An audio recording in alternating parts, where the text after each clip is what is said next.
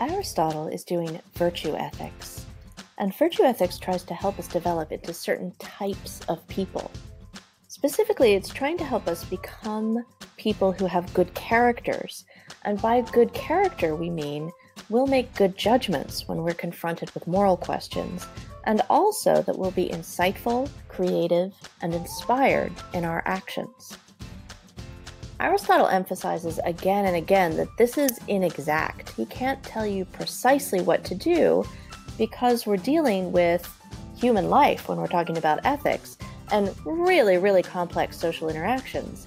And those are going to be full of contingencies and lots of things that are specific to the particular situation you're in. What he can do is try to help you develop into the kind of person who's as well equipped as it is possible to be to do well in life.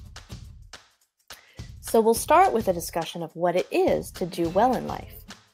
Notice how Aristotle doesn't start his discussion of ethics by assuming that you want or even that you ought to want to be helpful or kind or self-sacrificing or noble or generous. Ethics is often defined as the study of how to live a good life. And Aristotle takes that really literally. What would result in you lying on your deathbed at the end of your life, looking back over your life and saying, dang, I had a good life?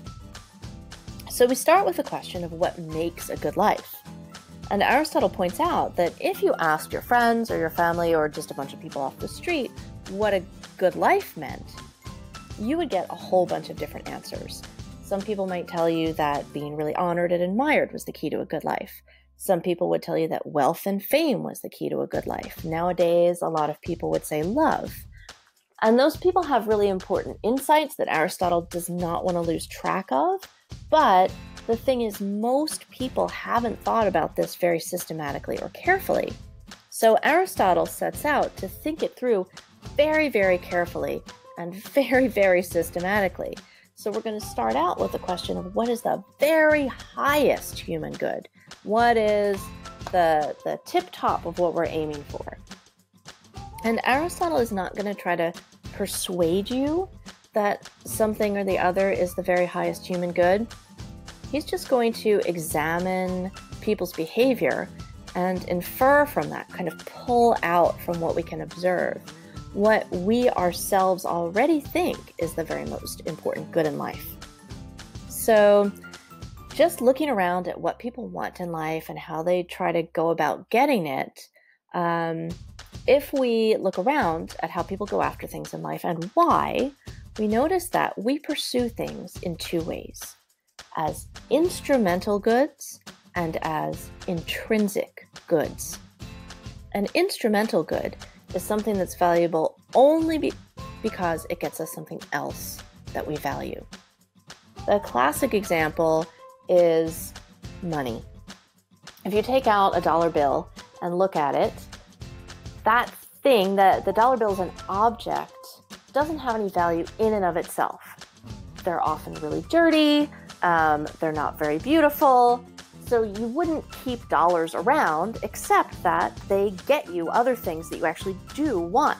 There aren't too many purely instrumental goods. A lot of you have jobs that are purely instrumental goods right now. They're really pretty shitty jobs and you wouldn't go anywhere near them except that they are getting you something that you do want. In this case, it's probably another instrumental good, that is money, and that is getting you things like your rent paid and groceries and heating. So some things are instrumental goods. They're valuable because they get us something else that we value. Intrinsic goods are things that are valuable in and of themselves. Things like friendship or leisure time or knowledge. Aristotle talks about honor.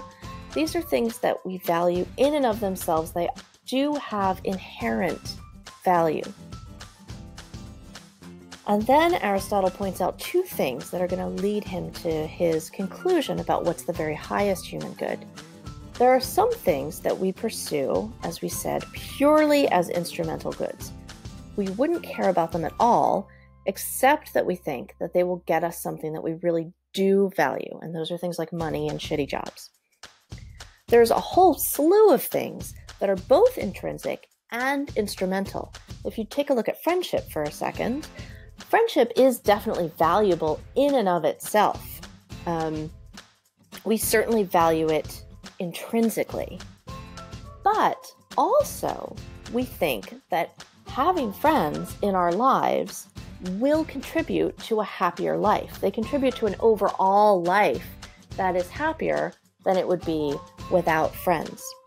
So even though friendship is not necessarily awesome at every single second of the friendship, right? Sometimes friendship requires you to do really tedious things, like go pick your friend up when they're stranded at BART, or help your friend move out of their apartment. So you're not always jumping for joy at every second of the friendship, but having the friendship in your life contributes to a life that is happier. So you are valuing the friendship both intrinsically, it's definitely valuable in and of itself, and instrumentally, having that friendship in your life contributes to a happier life. Similarly, with all the other stuff that we think of as intrinsically valuable, that stuff is valuable in and of itself, but it's also valuable because having it contributes to a life that is overall happier than a life without that thing. So, if we look at all of that, we see that there's only one thing that we always pursue as valuable in itself, and that we pursue every other thing we go after for that thing, and that's happiness. We value happiness always in and of itself. We don't try to be happy because we think being happy will get us more knowledge. We don't try to be happy because we think happiness will get us more leisure time. But we do think that having more leisure time will contribute to our happiness. And we do think that having friendship in our lives will contribute to our happiness. So we always pursue happiness as valuable in and of itself, as intrinsically good. And all the other good stuff that we go after that also instrumentally. We value things for themselves and also because we think they'll make us happy. So we can see that we already think that happiness is the very highest human good. So a happy life is the good life, and we're trying to figure out how to achieve happiness. But we're going to take like a half a step back first, because Aristotle wants to point out something important about what we're looking for. Before we talk about how to get happiness, i.e. a good life, we need to talk more about what we mean when we say that something is good. And if we examine what we mean by good, the first thing we notice is there's no general definition of good that you can give. You have to be really specific to the thing that you're talking about. When you say that a dog is a good dog, you mean something very different from when you say that a person's vision is good, or that this particular car over here is good. Similarly, when you say that a dog's life is a good life, you mean something very different from when you say that a person's life is a good life. There might be some overlap, but if you think about a dog's life, if you were a person living that life, first of all, you would go insane with boredom before the first day was over. So you mean something very, very different when you're talking about a good life for a different creature than a human and a good life for a human. So you can't just try to find what a happy life is. We have to look specifically for what a happy human life is. And that means that our next step has to be to figure out what human life is, period. What human life is at its very essence, at its core. Then we can try to figure out what human life is when it's a good human life.